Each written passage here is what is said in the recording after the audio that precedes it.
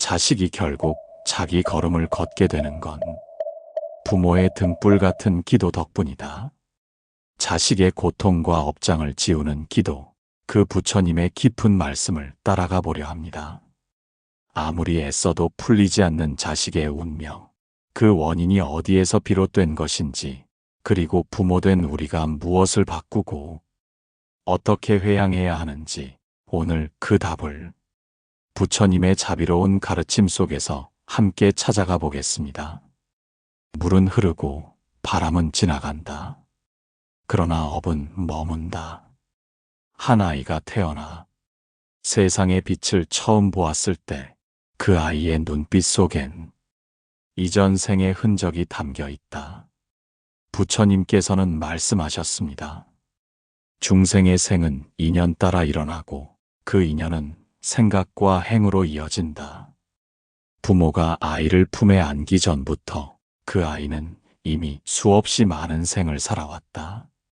그 생의 궤적 속에서 맺힌 인연이 이 부모의 품으로 이끌린 것이다. 그러므로 부모와 자식은 단순한 육신의 관계를 넘어서 깊은 인연의 수레바퀴 위에 놓인 존재입니다. 자식이 아픈 것은 때로 그 자식의 업이 아니라 부모의 미처 씻지 못한 업이 그 아이를 통해 드러나는 일도 있습니다. 이 사실을 안 순간 마음은 조금 더 깊어지고 기도는 조금 더 진실해집니다. 내 아이가 왜 이토록 힘든 걸까? 그 물음에 고요히 머물러 본다면 그 아이의 삶에 끼어든 아픔이 어디서부터 비롯된 것인지 조금씩 보이기 시작할 것입니다. 부처님께서는 부모의 마음을 축생의 마음과 자비의 마음으로 나누어 설명하셨습니다. 아이를 소유물처럼 생각하고 내 뜻대로 움직이길 바라는 마음은 축생의 마음이고, 아이를 중생으로 바라보고 그의 업을 이해하며 함께 기도하고 나아가는 마음이 자비의 마음이라 하셨습니다. 축생의 마음으로 키운 자식은 세상에 나가 갈 길을 잃고 늘 부모의 뜻을 따르거나 혹은 그 뜻을 거스르며 고통에 빠집니다. 그러나 자비의 마음으로 길러진 자식은 비록 고난의 길을 걷더라도 그 중심엔 스스로 피워낸 광명이 자랍니다. 기도는 그 광명의 뿌리입니다. 자식의 운명을 바꾸는 길은 아이를 바꾸려 하기 이전에 자신의 마음을 바꾸는 데서 시작됩니다. 기도를 바르게 하소서, 어떻게 되게 해달라는 바람의 기도가 아니라 그 아이가 그 길을 잘 건너게 해달라는 회향의 기도여야 합니다. 내 자식이 이 아픔을 겪는 동안 나는 어떤 업장을 함께 짊어져야 하는가? 이 길을 통해 나 또한 무엇을 놓아야 하는가? 이런 기도 속에선 자식의 삶뿐 아니라 부모의 내면도 서서히 맑아집니다. 불전의 등불은 기도하는 이의 심지를 따라 타오릅니다. 심지가 곧다면 불빛도 잔잔하고 곧게 퍼지듯이 마음이 바르면 그 자비의 기도는 반드시 다 자식의 길 위에 작은 꽃송이 하나 피워냅니다. 그 꽃이 처음엔 아픔 같을지라도 곧 그 향기 속에서 업은 쓰러지고 길은 트입니다. 그렇게 부모가 바뀌면 자식의 운명은 서서히 그러나 분명히 달라집니다. 기도는 하늘을 향해 울리는 소리가 아니라 자신의 업을 돌아보는 침묵 속에서 피어나는 마음의 향기입니다. 부처님께선 말씀하셨습니다. 자신을 다스리지 못한 이는 남을 바르게 이끌 수 없다. 자식이 어그러지는 길로 걸어갈 때 부모는 자주 그 아이를 바로잡으려 합니다. 말로 훈계하고 눈빛으로 다그치며 올바른 길로 돌이키려 애씁니다. 하지만 물 위에 떨어진 기름처럼 그 진심은 번져들지 못하고 오히려 마음을 멀게 하기도 합니다. 그대여, 부처님은 우리에게 이렇게 일러주셨습니다. 자비는 고요한 물처럼 흐르는 것, 스스로 막지 않으면 타인을 씻길 수 없다. 자식이 흔들릴 때 부모가 해야 할 일은 그 흔들림 위에 더 큰 흔들림을 얻는 것이 아니라 고요히 마음을 닦는 일입니다.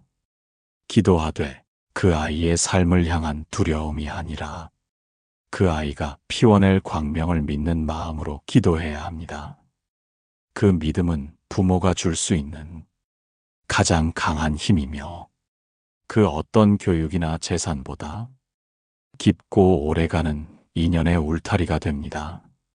아이를 바꾸려는 마음은 때때로 아이의 업을 더 무겁게 만듭니다. 그러나 부모가 스스로 바뀔 때 그 변화는 눈에 보이지 않게 아이의 삶에 스며들기 시작합니다. 마치 향을 피우면 방 안가득 스며들 듯 한 사람의 마음이 향기로워지면 그 곁에 있는 이의 마음에도 변화가 일어납니다. 이것이 곧 기도의 작용이며 업의 소멸입니다. 가족이 함께 업을 짓는다는 말은 단지 같은 행동을 한다는 뜻이 아닙니다. 같은 마음의 진동 속에 머물고 있다는 뜻입니다. 부모가 늘 불평 속에 살아간다면 아이의 마음 속에도 세상은 원망할 곳으로 새겨질 것이고, 부모가 괴로움 속에서도 감사의 순결을 놓지 않는다면 그 아이는 인생의 가장 깊은 어둠 속에서도 등불 하나를 꺼내들 수 있을 것입니다. 부처님께선 자주 거울이라는 말을 쓰셨습니다. 마음은 거울과 같아서 그 앞에 선 자는 자신의 얼굴을 똑같이 비추어 보게 된다고 하셨습니다. 자식의 삶은 부모의 마음에 비추어진 거울의 또 다른 모습입니다. 자식이 변화하지 않는다고 느낀다면 부모인 내가 과연 어떤 거울을 들고 있었는지 그것부터 되돌아보아야 합니다. 아이는 부모의 말보다 부모의 삶을 따라 배웁니다. 기도하는 부모의 뒷모습은 그 자체로 가르침이 되며 그 아이의 업장을 조금씩 녹여냅니다. 기도는 말이 아닙니다. 기도는 삶입니다. 기도는 바라기 이전에 나를 먼저 비우는 일입니다. 그러니 자식을 위해 간절히 기도할 때는 먼저 내 속에 쌓여있는 탐욕과 성냄과 어리석음을 내려놓는 일부터 시작해야 합니다. 이 세 가지 독이 사라지면 그 마음은 자연히 부처의 길로 향하게 됩니다. 그리고 그 마음은 자식에게도 그 향기를 남깁니다. 그 향기 따라 아이는 조금씩 자기의 길을 찾게 될 것입니다. 돌부리에 걸려 넘어지더라도 일어설 힘은 부모의 마음 안에서 자라납니다. 기도는 아이를 대신해 걷는 일이 아니라 그 아이의 뒤에서 조용히 등을 비추는 등불입니다. 그 등불 하나 밝혀지면 그 아이의 어두운 밤도 결코 영원하지 않을 것입니다. 자비로운 마음이 기도로 피어나고 기도가 언행으로 이어질 때 비로소 그 마음은 자식의 운명을 바꾸는 길로 깊어집니다. 부처님께서는 말씀하셨습니다. 입으로 짓는 업은 칼보다 깊고 생각으로 짓는 업은 세상을 물들인다. 부모의 말 한마디, 그 속엔 업이 담깁니다. 넌 왜 그것밖에 못하니? 넌 늘 그렇지. 그 말들이 무심히 던져질 때 자식은 자신을 의심하게 되고 세상은 점점 더 두려운 곳이 됩니다. 반면 괜찮다. 너는 너의 속도로 가면 된다. 그 말들은 바람결에 흘러가듯 들려도 자식의 마음엔 오랜 위로로 남습니다. 말은 곧 업입니다. 마음이 거칠면 말도 거칠고 그 말은 자식의 삶을 움츠리게 만듭니다. 자식이 반복해서 실수하고 마치 제자리 걸음인 듯 보일 때도 부모는 먼저 자신의 말과 생각을 점검해야 합니다. 부처님께서는 이런 말씀도 남기셨습니다. 중생은 말의 씨앗으로 인연을 맺는다. 부모가 자식에게 무엇을 심었는가, 그 씨앗이 어떤 열매로 맺히는가, 그것은 시간이 지나면 모두 드러나게 됩니다. 언행이 곧 인연의 씨앗이기 때문입니다. 자식을 바르게 키우려는 마음, 그 마음 안에는 늘 바라봄이 깃들어 있어야 합니다. 그 바라봄이 따뜻할수록 그 아이는 자신을 받아들일 수 있게 됩니다. 아이를 대하는 눈빛, 그 속에 담긴 미세한 긴장과 두려움도 아이들은 알아차립니다. 말하지 않아도 압니다.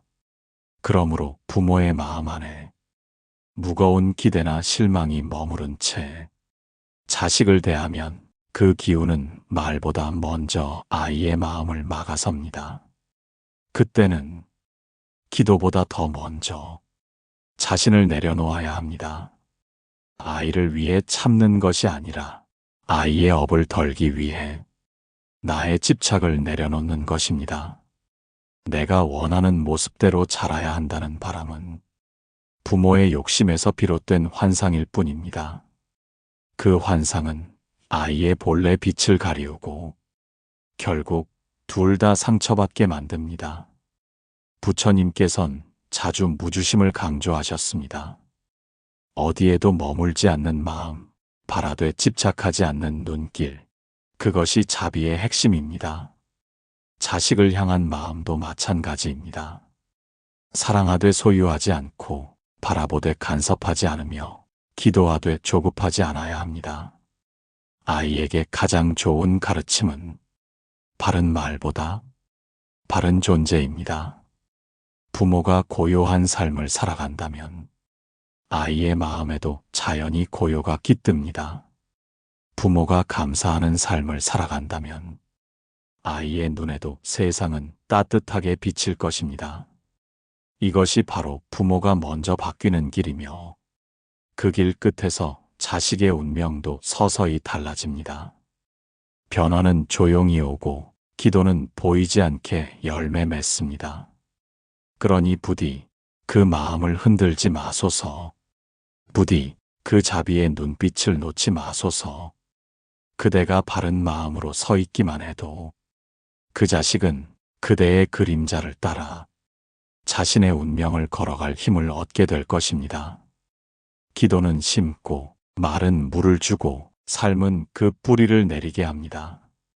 그러나 열매는 회향으로 맺힙니다. 부처님께서는 자주 공덕을 회향하라 하셨습니다. 회향이란 나의 선한 마음과 실천을 나 자신에게만 돌리지 않고 다른 존재들에게 그 공덕이 미치기를 바라는 마음입니다. 이 기도와 수행의 공덕이 모든 중생에게 전해지기를 그렇게 바라는 순간 공덕은 더 이상 작아지지 않고 넓어지고 깊어집니다. 부모가 자식을 위해 기도하고 스스로를 닦아나가는 그 모든 과정은 마지막에 반드시 회향이라는 연꽃 위에 놓여야 합니다. 이 모든 나날의 정진이 내 자식의 삶을 맑히는 인연이 되게 하소서. 그 아이가 자신의 빛을 스스로 발견하게 하소서. 이것이 자식을 위한 가장 깊은 공양이 됩니다. 회향은 비우는 마음입니다. 그대가 아무리 정성껏 기도하였어도 그 결과를 붙잡고 있다면 그 마음은 여전히 집착 속에 머뭅니다. 기도한 뒤에는 바람처럼 놓아야 합니다. 그대의 기도는 이미 자식의 삶 깊은 곳으로 스며들었고 그 자식의 걸음은 때가 되면 그 자리에 꽃을 피울 것입니다. 부처님께서도 제자들을 떠나보내실 때 늘 말씀하셨습니다. 이제는 스스로 빛이 되어라. 남의 빛을 좇지 말고 마음 안에 등불을 밝혀나가라. 그 자식도 이제 그럴 수 있기를 부모는 조용히 바라보아야 합니다. 부모는 때때로 기도와 노력을 공처럼 굴리며 결과를 기대합니다. 하지만 그 공을 쥐고 있다면 그것은 결코 멀리 날아가지 못합니다. 회향은 그 공을 하늘로 띄워보내는 일입니다. 더 이상 내가 굴리지 않더라도 그것이 바른 인연을 따라 그 아이의 삶에 닿기를 그리 믿는 마음입니다. 믿음 위에 놓인 기도, 그 기도는 업을 녹이고 길을 열며 시간의 벽을 넘어서 그 자식의 미래까지 밝힙니다. 세월이 지나 그대의 자식이 말할지도 모릅니다. 힘들었지만 이상하게 견딜 수 있었어요. 왜인지는 모르지만 어디선가 나를 밀어주는 기운이 있었어요. 그 기운이 바로 그대의 기도입니다. 그대가 바른 마음으로 하루하루 살아간 것, 성냄을 참아내고 감사하며 밥 한 끼를 지은 것, 그 모든 일상이 공덕이 되어 자식에게 향합니다. 부모가 바뀌면 자식의 운명이 바뀝니다. 그 바뀜은 결코 거창하거나 요란하지 않습니다. 물처럼, 바람처럼, 햇살처럼 조용히 와서 그 아이의 삶을 적십니다. 그 적심이 언젠가 그 자식이 넘어질 때 다시 일어날 수 있는 단단한 뿌리가 되어줄 것입니다. 기도하고 실천하고 회양하십시오. 그러면 자식의 삶은 그대를 닮아 조금씩 부처의 길을 걸어갈 것입니다. 이야기가 마음에 깊은 울림을 주었다면 댓글로 여러분의 마음을 살며시 나눠주세요. 그 한 줄의 고백이 또 다른 이의 삶을 위로하는 등불이 될지 모릅니다. 좋아요와 구독으로 여러분의 마음을 나눠주시면 저희가 성장하는데 큰 힘이 됩니다. 오늘도 함께 해주셔서 참 고맙습니다. 여러분과 여러분 자녀의 삶에 늘 부처님의 자비와 평안이 머물기를 기도합니다.